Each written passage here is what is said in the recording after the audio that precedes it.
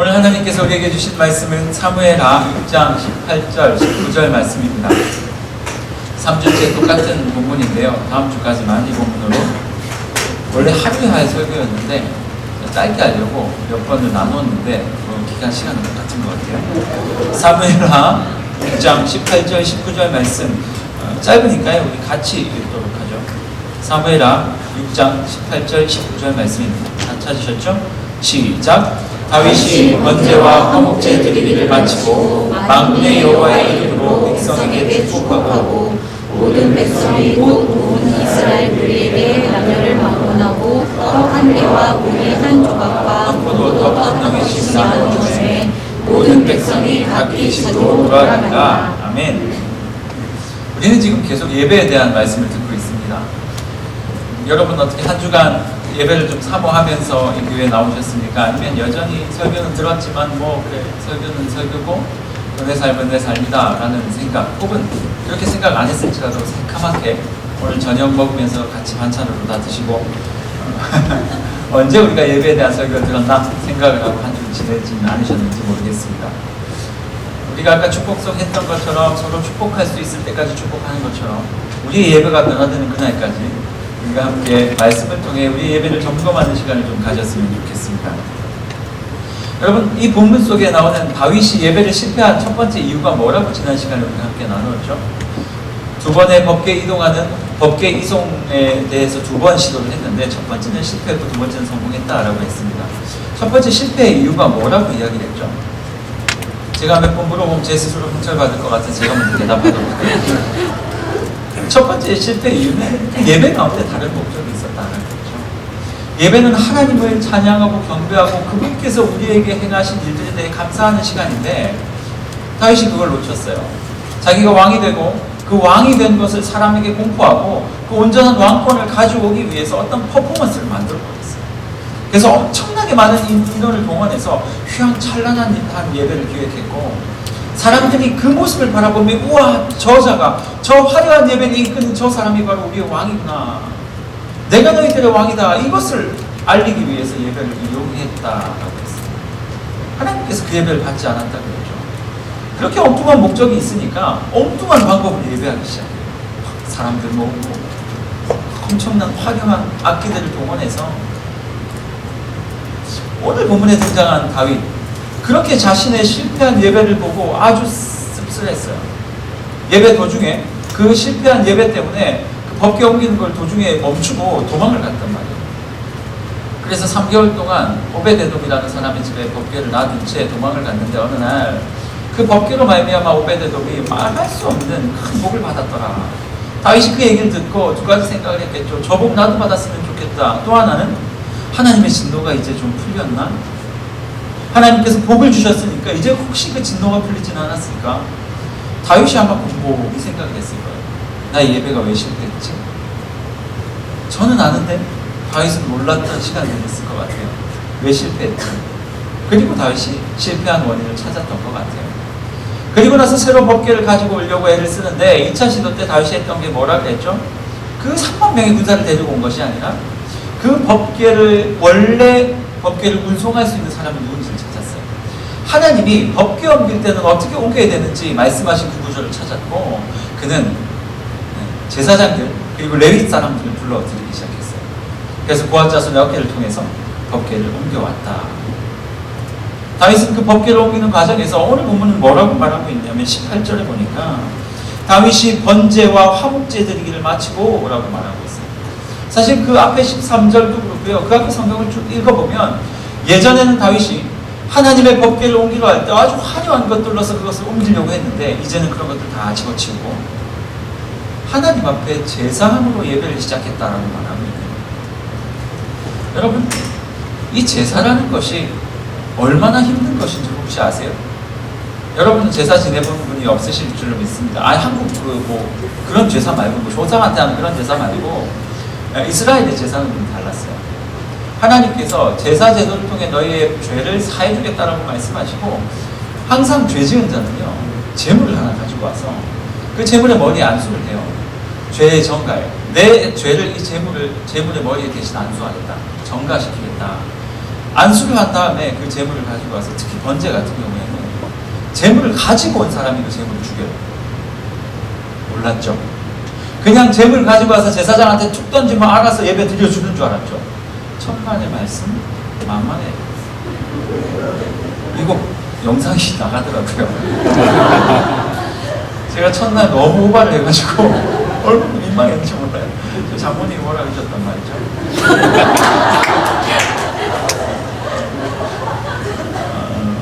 여러분, 그 짐승을 데리고 와서 그 짐승을 죄지은 자가 친히 죽여요.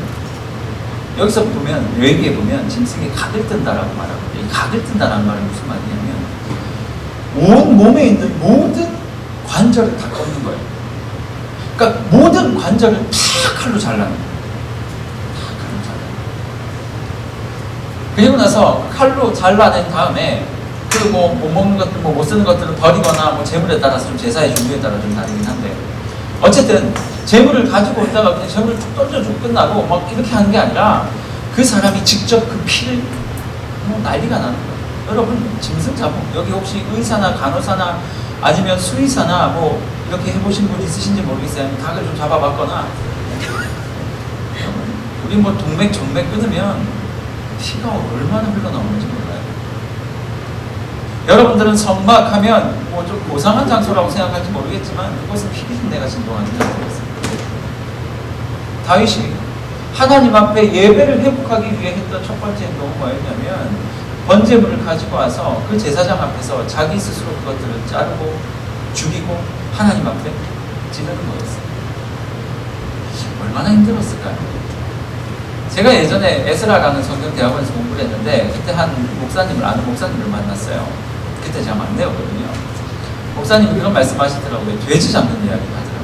그냥 시골에 살았다는 이유만으로 군대에 갔는데 자기 보고 너 어디서 왔어? 어디서 왔는데 시골에 살았구나. 네, 나와서 돼지 잡아 그랬대요. 돼지가 이제 잡은 돼지는 너무 비싸니까 산돼지를 가지고 와가지고 잡으라고. 정말 죽는 거 같아요. 돼지가 아무리 때려도 안 죽고 뭐 이렇게 목을 이렇게 찔러서 피를 빼야 된다 그러는데 안 죽는데요. 돼지 잡아보시는 분 계세요? 혹시? 왜 한번 그런 은혜가 있다는 안 죽는데요. 그리고 막 이 피가 막 쏟아지기 시작하는데 감당이 안 돼요. 지금 다윗은 첫 번째는 자신의 어떤 잘못된 목표를 이루기 위해서 굉장히 화려한 예배를 시작했는데, 두 번째는 그 예배가 무엇인지 알고 나니까 화려한 예배가 아니라 진짜 하나님이 원하시는 말씀대로 정말 고단한 예배를 시작했다라는 거죠. 다윗이 드렸던, 성공했던 두 번째 예배는 정말 고단한 예배였어요. 오늘 성경은 뭐라고 말하고 있냐면, 제사장이 6걸음 갈 때마다 제물을 드렸다, 이렇게 말하고 있어요. 몇 마리 드렸을까요? 말할 수 없겠죠. 엄청난 양의 제물을 다윗이 직접 드렸을 것이다. 제가 본문을 보는데, 야, 그렇구나. 하나님 앞에 예배 드리는 것은 정말 고단한 것이구나 하는 생각을 했어요. 여러분, 이렇게 좋은 자리에 앉아서 에어컨 히터 나오는 곳에서 예배 드릴 것이 과연 몇 명이나 됐을까요? 원래 예배라는 것은 우리가 생각하는 것보다 훨씬 더 힘든 일이었어요. 여러분, 우리도 단순히 뭐 50년, 60년 전까지만 가도 아시잖아요. 뭐 교회에서 복음이 선포되고 하면 막 부흥, 아시죠? 사경에, 부흥회 이런 게 열리면 자기가 먹을 거 자기가 다 짊어지고 발음이 왜 이렇게 안 되죠?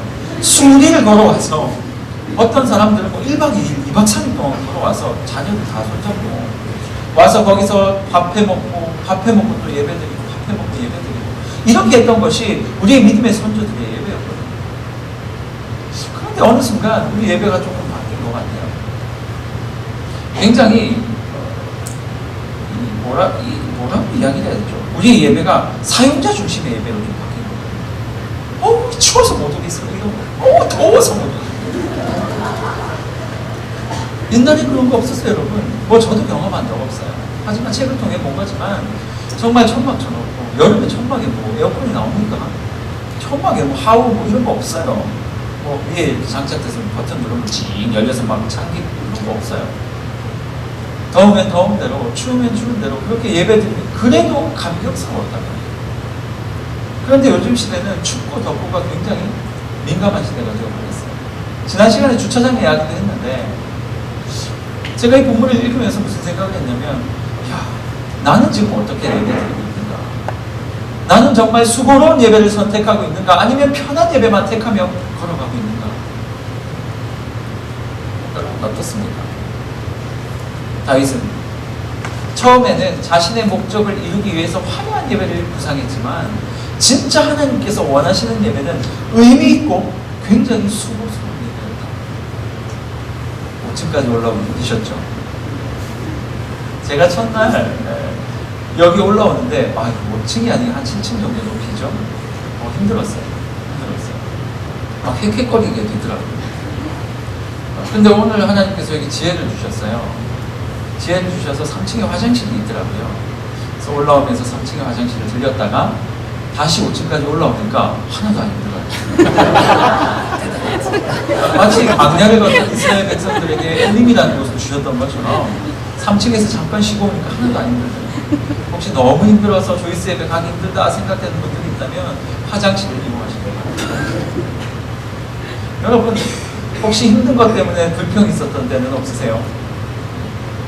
나는 여러분 우리의 예배가 이제 더 이상 사용자 중심의 예배가 아니라 하나님 중심의 예배가 되었으면 좋겠어요. 조금 부족하고 갖춰진 것이 조금 없거나 조금 힘들고 어려울지라도 진짜 하나님 앞에 은혜로 예배할 수 있는 그런 신령들이 우리가 되었으면 좋겠어요. 분당을 위해 처음 오고 깜짝 놀랐어요. 처음 놀란 건 분당 때문이었어요. 영상으로는 굉장히 크다고 생각했는데 와보니까 정말 작더라고요. 되게 화려해 보이는데 실제로 와보니까 여기까지 하죠. 그 안에 얼마나 은혜가 넘쳐 흐르고 그러는지 제가 처음에 놀랬지만 두 번째는 그 은혜로운 예배 때문에 또 한 번 놀랐어요. 전 우리 이 5층도 그리 되었으면 좋겠어요. 힘들고 어렵고 올라오기 힘들지만 이곳에만 오면 하나님의 은혜가 강권적으로 부어지고 강권적으로 부어져서 하나님의 은혜를 마음껏 먹고 돌아가는 그런 우리가 되었으면 좋겠어요. 번제가 다윗을 드린 게 아니라 다윗이 번제를 드렸어요. 오늘 여러분과 긴 본문을 살펴보지 않고 이 다윗이 번제와 화목제를 드렸던 이유에 대해서 좀 살펴보고 예배를 마치기 원합니다. 다윗은 하나님 앞에 예배를 실패하고 나서 예배 성공을 위해서 가장 먼저 했던 것은 뭐냐면 번제를 드리겠다라는 이야기였어요. 여러분 왜 다윗이 번제를 드렸을까요? 번제는요 무슨 뜻이냐면 히브리어로 올라라는 뜻이에요. 레위기 1장에서 7장까지는 5개의 5대 제사에 대해서 이야기를 하고 있는데 그 5대 제사를 통해서 모든 인생은 속죄함을 받거든요. 그 중에 가장 먼저 하나님께서 요구하신 게 뭐냐면 번제였어요. 번제는 히브리어로 올라라는 뜻인데 이것은 완전한 희생을 의미하는 단어예요. 번제는 어떻게 드리는 거냐면 아까 이야기했던 것처럼 어떤 사람이 죄를 지으면 짐승을 가지고 와서 조금 빨리 할게요. 짐승을 가져와서 짐승에 각을 뜨기 시작해요. 각을 딱딱딱 떠서 하나님 앞에 가지고 가는데 그 앞에서 하나님 저의 모든 것들을 용서해 주세요 하면 그 짐승들의 몸뚱아리 이런 것들을 다 받아가지고 제사장이 번제단 위에 고기를 팍 올려요. 그리고 나서 홀라당 다 태워요. 번제의 특징은 뭐냐면 다 태운다는 거예요. 원래 제사는 어떤 짐승을 가지고 일부를 태워 올리고 나머지는 제사장들이 나눠 먹었어요. 그게 제사의 특징인데 번제는 나눠 먹는 거 하나도 없고 홀라당 다 태워 올리는 제사가 번제였어요. 이것이 바로 무엇을 의미하냐면 예수 그리스도의 십자가의 희생을 의미하는 것이에요. 한 방울 피 한 방울 남겨두지 않고 우리를 위해 쏟으셨던 예수 그리스도의 완전한 희생을 상징하는 제사가 바로 번제예요. 그래서 이스라엘 백성들은 이스라엘의 제사장들이 하는 아주 중요한 업무가 있었는데 그건 뭐냐면 상번제 혹시 들어보셨어요? 성경에서? 이곳에 번제의 역사가 일어나요. 상번제를 드리는 것이 제사장의 가장 중요한 업무였어요. 상번제라는 말은 무슨 말이냐면 상번제라는 말은 아침과 저녁에 제사장들이 늘 한 번씩 드리는 번제였어요. 왜냐하면 이 번제에는 아주 중요한 특징이 또 하나가 있는데 모든 제사는 이 번제 위에서만 가능했어요. 그래서 왜 상번제를 드렸냐면 아침부터 저녁까지 제사하러 오는 인생들이 이 번제단 위에 번제가 없어서 제사 못 드리는 것을 막기 위해서 이스라엘 백성은 상번제를 드렸어요. 제사장들이. 그래서 아침에 한 번, 저녁에 한 번 상번제를 드리고, 저녁에 상번제를 드린 이유는 그 다음날 아침까지 불씨가 꺼지지 않게 하려고. 그러니 하나님의 번제단 위는 항상 활활 타올라 있었고, 그 타오르는 불꽃 위에 누구든지 죄 지은 자가 제물을 가지고 와서 속죄함을 받을 수 있다는 거죠. 제사장의 가장 중요한 역할이었어요. 누구나 예배하러 올 수 있게 세팅하는 거예요. 그게 바로 상번제의 역할이었어요. 번제의 특징은 바로 이거였어요. 여러분, 번제가 없이는 그 어떤 제사도 가능하지 않았어요. 번제가 올라가 있지 않은데 그 위에 화목제를 올린다고요? 그 위에 무슨 소제를 올린다고요? 불가능했어요. 그러니 하나님께서는 이 번제를 가장 먼저 이스라엘 백성들에게 소개하신 거죠. 이 번제가 뭐라고 이야기했어요? 예수 그리스도의 십자가입니다. 우리로 따지면 뭐라고 얘기할 수 있을까요? 십자가 없는 예배는 드려질 수 없다. 다윗이 왜 번제를 먼저 드렸는 줄 아세요? 이제 알았어요. 예전에 다윗은 무엇인가 갖춰져 있는 예배를 드리는 것, 그것이 뭐 대단한 것이라고 생각했었는데, 그게 예배라고 생각을 했었는데, 하나님께 한 대 딱 맞고 나서 생각을 고쳐먹었어요. 그게 아니구나. 비록 보이는 건 허름할 수 있지만 예수 그리스도의 십자가, 하나님께서 우리에게 주신 번제, 이 위에서 예배하는 것, 이것이 바로 진정한 예배구나. 그래서 다윗은 제사장을 불러 모아서 그가 법궤를 옮기기 전에 제일 처음 했던 것이 번제를 드렸다는 것이었죠. 여러분은 십자가 위에서 온전한 예배를 드리고 계세요. 예수 그리스도의 십자가의 온전한 희생과 그의 죽음 위에서 드려지지 않는 예배는 하나님 앞에 온전히 상달될 수 없다라는 거예요. 왜요? 예수 없이 우리가 어떻게 예배해요? 예수가 없으면 기독교는 아무것도 아니거든요. 그러니 하나님께서 이 시대에 우리에게 요구하는 예배는 뭐냐면 화려한 예배가 아니라, 화려해도 괜찮아요. 그 안에 예수만 있다. 하나님께서 우리에게 요구하시는 예배는 뭐냐면 십자가 위에서 드려지는 예배, 그 예배를 우리에게 요구하신다. 그러면 여러분이 질문하겠죠. 목사님, 네, 도대체 십자가 위에서 드려진다는 예배는 도대체 뭐예요? 대답하실 수 있으시겠습니까? 대답할까요? 대답 못할 것 같아서 여기 있겠습니다. 지금 영상을 찍고 있기 때문에. 십자가 위에서 드려지는 예배는 뭡니까? 십자가 위에서 드려진다라는 말은 한 주간 내내 예수 그리스도의 십자가를 짊어지고 하나님의 말씀을 지키기 위해 피 흘림 있었던 삶의 제물을 하나님 앞에 가지고 오는 걸 이야기합니다. 참 신기하죠? 예수는 우리를 위하여 피 흘려 주셨는데 우리는 예수를 위하여 단 한 방울도 피 흘리기 싫어하는 우리의 죄된 본성, 그것들을 깨부수고 하나님께서 우리에게 요구하신 그 삶, 하나님께서 한 주간 나에게 말씀하셨던 그 삶, 그 삶을 살아내기 위해서 십자가 앞에 부단히 무릎 꿇고 그 삶을 이루어냈던 자만이 교회에 와서 하나님 앞에 예배드릴 수 있다. 많은 사람들이 교회 와도 은혜가 안 돼요 라고 이야기해요. 왜 은혜가 안 될까요? 당연하죠. 여러분, 하나님과 한 주간 동안 씨름하며 세상 가운데 말씀대로 살다가 찢기고 잘리고 피 흘리고 상한 심정이 있어야, 상한 심령이 있어야 하나님 앞에 와서 지rom을 받죠. 하나님 말씀은 어디 있는지도 모르고 한 주간 내가 원하는 대로 다 살아놓고 하나님 앞에 나와서 무슨 이야기를 하겠습니까? 이스라엘 백성들이 번제를 드리면서 하나님 앞에 속죄함을 받으면서 감격을 누렸던 이유가 뭔지 아세요? 그의 죄의 무거움이 무엇인지를 알았거든요. 원래 번제는요, 성경 레위기 1장 1절 아니면 2절인데 거기 보면 뭐라고 나와 있냐면 너희 가정에 있는 생축 중에 라고 말하고 있어요. 생축이라는 말은 뭐냐면 너희 가정에서 기는 짐승을 가져오란 말이에요. 이스라엘의 짐승은요, 여러분들에 있어서 반려견과 같은 거였어요. 짐승 많이 없고 귀했거든요. 그러니까 항상 집에서 그 짐승의 이름을 붙여놓고 불렀어요. 제가 차마 여러분의 이름을 부를 수는 없고 제 이름을 부르는, 아니에요. 덕팔씨 없으시죠?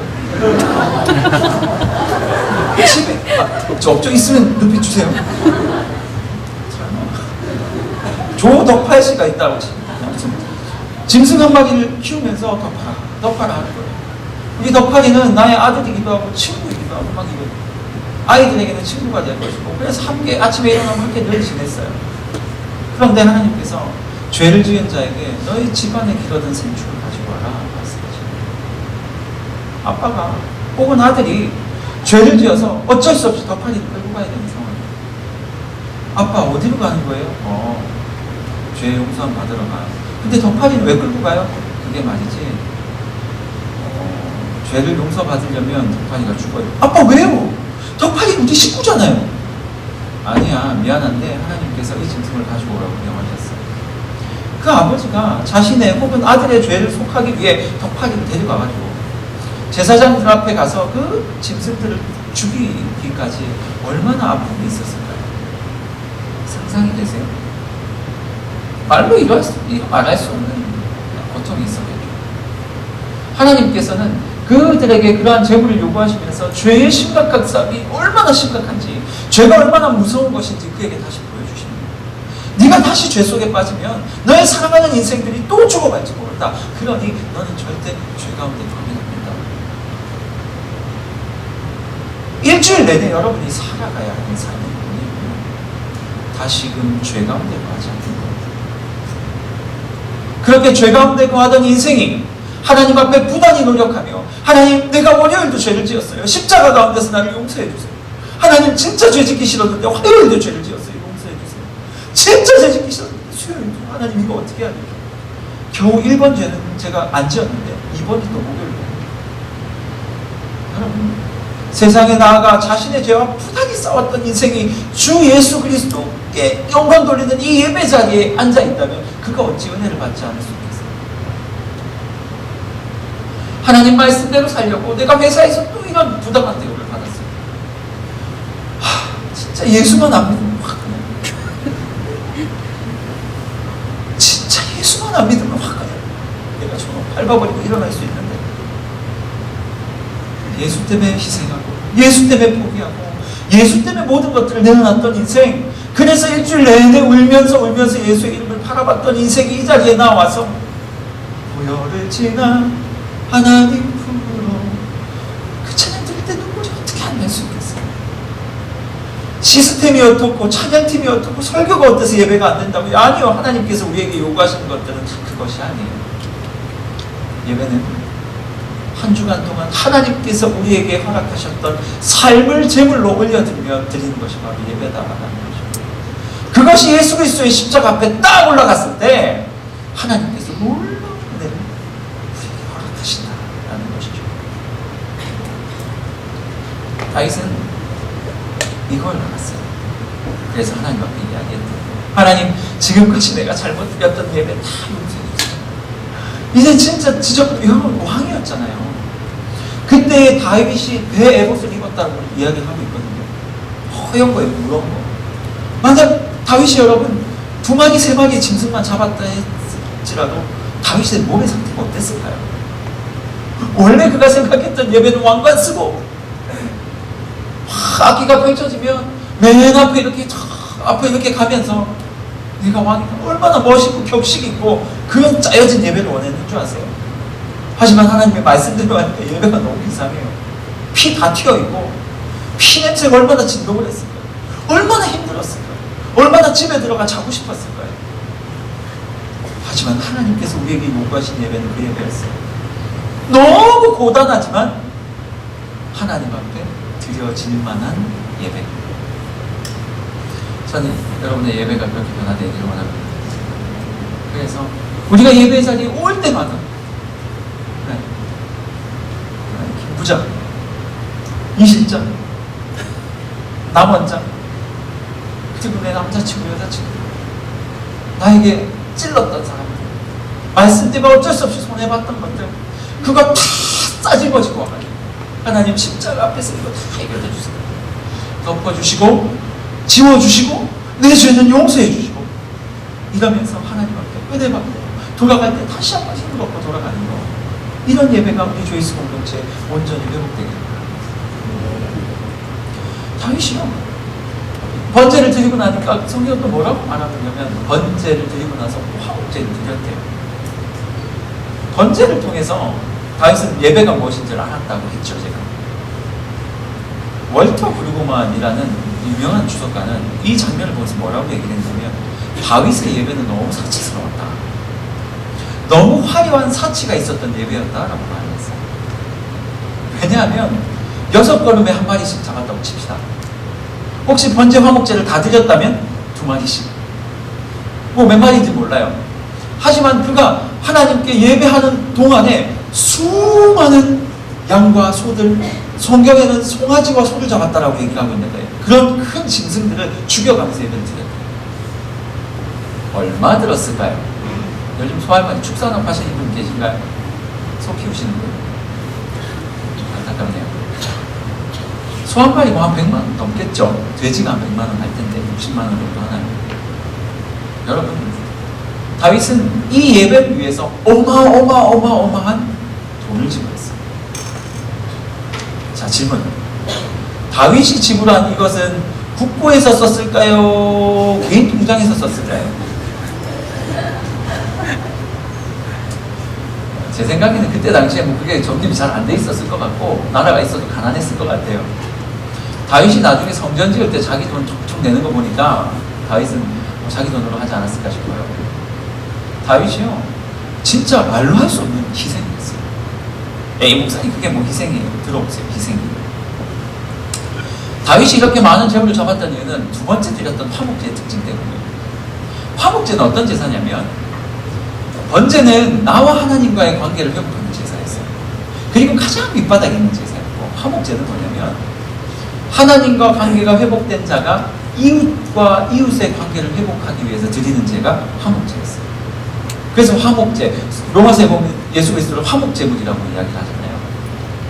화목제의 특징이 있는데, 첫 번째, 못 먹는 것만 드렸어요. 두 번째, 일반인이 제물을 먹을 수 있었어요. 세 번째, 제물이 엄청 컸어요. 네 번째, 이틀 만에 다 먹었어요. 다섯 번째, 3일째 먹으면 제사 취소해요. 이 5가지를 유추해서 화목제는 어떤 제사였을까요? 괜찮습니다. 저도 모를 것 같아요. 화목제는 굉장히 독특한 제사예요. 원래 제물은요, 번제처럼 다 태워 올리거나 아니면 잘라서 사람들끼리 그 제사장의 음식으로, 제사장의 밥으로 주는 것이 바로 제물이었어요. 그런데 화목제는 굉장히 독특하게 사람들과 나누어 먹을 수 있었어요. 제사를 드린 사람이 그 제물을 다 들고 와서 주변 사람들과 나눠 먹는 특징이 있었어요. 왜 그렇게 하나님께서 지정하셨을까요? 화목제는 제사를 드리고 나면 제사장이 자, 제사를 드렸으니까 고기 가지고 집으로 가라 그래요. 그래서 고기를 들고 집으로 들고 가요. 그런데 여러분, 화목제는 큰 제물만 드렸거든요. 소 아니면 큰 뭐 양, 뭐 큰 양 뭐 이런 것만 드렸단 말이에요. 그러니 한 가정이 그 소를 가지고 와서, 특징 중에 네 번째 특징이 뭐였어요? 이틀 만에 다 먹어야 된다는 거죠. 자, 질문. 아무리 대식가라고 해도 한 가정이 소 한 마리를 이틀 만에 먹을 수 있을까요? 없을까요? 제가 예전에 어떤 설교자가 하는 이야기를 들었는데, 소 한 마리, 큰 소를 잡으면 그 한 마리가 한 1,000인분 정도 나온다고 얘기 들었어요. 틀렸을 것 같아요. 설마 1,000명이나 먹을 수 있겠나? 근데 또 생각해보면 고기 한 근 가지면 한 3명은 먹죠. 한 근 600g으로 잡았을 때 일반적으로 뭐 말도 안 된다는 생각이 그런 표정을 자매님들이 지으면 어떡해요? 형제님들이 지으면 괜찮은데 자매님들이 목사님 말도 안 돼요. 600g은 제 1인분이 뭐이? 부잣집에 시집가시기 바랍니다. 아멘. 소를 한 마리를 잡았는데 한 가족에서 이틀 만에 그 소를 먹으라고요? 그럴 수 없어요. 그럼 어떻게 하겠어요? 나누기 시작하겠죠. 왜냐하면 3일째도 못 먹으니까 우리가 먹을 만큼의 딱 고기를 놔두고 다 나눠 먹어야 되는 그 특징이 있는 거예요. 왜요? 하나님은 하나님과의 관계만 회복되기를 원하지 않으셨어요. 하나님과의 관계가 회복된 자는 반드시 필연적으로 사람과의 관계도 회복되기를 원하시는 게 하나님이셨어요. 그러니 이 화목제를 통해서 하나님과의 관계뿐만 아니라 사람들과의 관계도 회복시키라는 말이에요. 그래서 사람들이 고기를 나누면서 그 사람과 깨어졌던 관계를 회복하는 것이 바로 화목제예요. 그러니 3일째 만약에 네가 그 고기를 먹으면 그 제사는 근본적으로 취소된다라고 하나님 성경은 말하고 있어요. 정말 독특하죠. 다윗이 왜 그렇게 많은 짐승을 잡았을까요? 제가 대답할 거예요. 오늘 본문 19절에 보면 이렇게 말했어요. 18절 끝에 보니까 여호와의 이름으로 백성에게 축복하고 모든 백성 곧 온 이스라엘 무리에게 남녀를 막론하고 떡 한 개와 고기 한 조각과 건포도 떡 한 덩이씩을 나누어 주매 각기 모든 백성이 그것들을 가지고 집으로 돌아가리라. 다윗은 이 예배를 통해 자기가 누군 줄 알았어요. 첫 예배는요, 화려한 왕이라고 생각했어요. 이스라엘에게 군림하는 왕이라고 생각했어요. 그래서 예배를 드리면서 우와, 나는 왕이야, 내가 이곳에서 군림할 거야. 그런데 하나님이 아니다라고 말하고 나서 꼼꼼히 생각한 다음에 다윗은 자기 자신 누구인 줄 알았어요. 누구인 줄 알았냐면, 나는 이스라엘의 왕 뭐 이런 게 아니라, 군림하는 왕 이런 게 아니라 이 백성들의 상처와 마음 상처된 것들을 어루만져줄 왕이다라는 생각으로 자기가 왜 왕이 되었는지를 알게 되었어요. 뭘 통해서요? 예배를 통해서. 이 시대가 보통 시대가 아니었어요. 여러분, 이스라엘 백성들이 얼마나 핍박당하고 힘들었는 줄 아세요? 사사기 시대를 거쳐서 수많은 이방 민족에게 꾸준히 받고 겨우겨우 하나님 앞에 졸라서 왕을 하나 얻었어요. 이게 사울이었어요.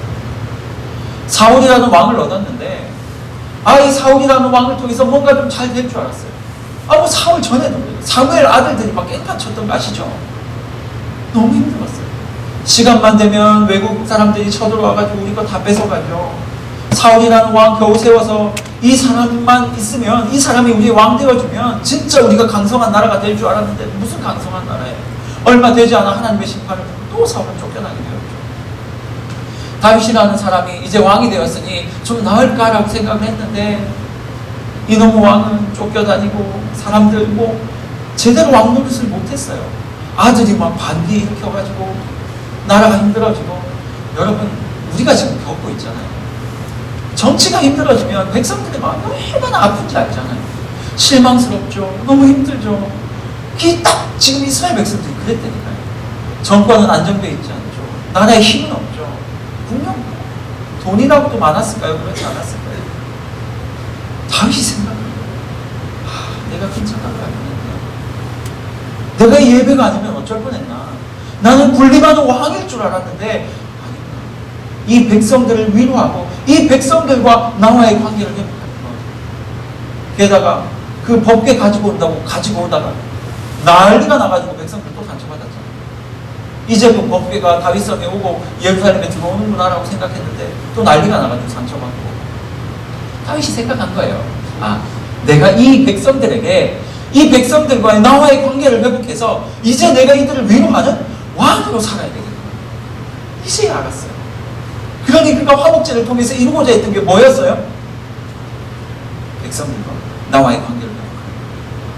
백성들아, 이제 내가 너희를 축복하고 위로하고 내가 너희를 다스릴게. 내가 너희를 위로하고 너희를 보호해줄게. 이제 더 이상 외부의 침략 못 올 수 있도록 내가 너희를 막아줄게. 다윗은 이 예배를 통해서 그들의 마음을 위로하기 시작했어요. 여러분, 정말 놀라운 이야기는요, 이 사무엘하 6장 이후에 나오는 모든 본문을 한번 쫙 읽어보세요. 이스라엘에 대한 나라가 완전히 바뀌어요. 완전히 바뀌어요. 다윗이 하나님 앞에 온전히 예배드린 다음에, 내가 누구인지를 깨닫고 왕으로서의 삶을 살기 시작한 다음에, 이스라엘은요, 외국과 전쟁할 때마다 이기고 다윗만큼 풍성하고 강성한 나라였을 때가 없었어요. 그래서 이스라엘 사람들은 지금도 메시아를 다윗으로 생각하고 다윗과 같은 왕을 구하는 거예요. 왕이라는 한 사람이 예배 한번 제대로 드리고 나니까, 십자가 위에서 온전히 예배 한번 제대로 드리고 나니까 나라가 완전히 바뀌어버렸어요. 저는 한편으로 이 나라가 또 그런 나라가 되기를 축원하고요, 또 한편으로 이 큰 복이 여러분의 한 사람에게 임했으면 좋겠어요. 여러분 스스로가 누구인지 잘 알고 살고 계십니까? 여러분이 무엇 때문에 이 땅에 존재하고 무엇 때문에 지금 이렇게 고통스러운 나날들을 하루하루 견디며 살아가야 하는지를 알고 계세요? 그냥 주어진 삶이니까 살아야 한다? 먹고 살기 위해 버텨야 한다? 엄마 아빠 실망 안 시켜드리기 위해서 내가 여기 서 있어야 한다? 과연 진짜 하나님께서 여러분들을 그것 때문에 이 땅에 세워놓으셨을까요? 세상 사람들과 똑같이 어느덧 돈을 벌고 그것으로 그냥 내 생명을 유지하고 돈 벌어서 사람들에게 뭐 어떻게 떵떵하게 살고 엄마 아빠하고 코트라도 사주고 집이라도 따뜻한 거 지어주고 이것 때문에 하나님께서 우리를 여기에 세우셨을까요? 여러분 착각하면 안 돼요. 남들과 비슷한 삶의 패턴처럼 살아가다가 교회 다닌다는 이유 때문에 구원까지 얻어걸리는 그러한 인생을 위해서 교회에 나온다면 그것은 착각도 그만한 착각은 없어요. 하나님은 우리를 세상과 비슷하지만 끝에만 다른 인생으로 부르신 적이 없어요. 하나님이 우리를 부르신 이유는 세상과 전혀 다른 인생으로 끝도 다른 인생으로 우리를 불러주셨다는 거예요.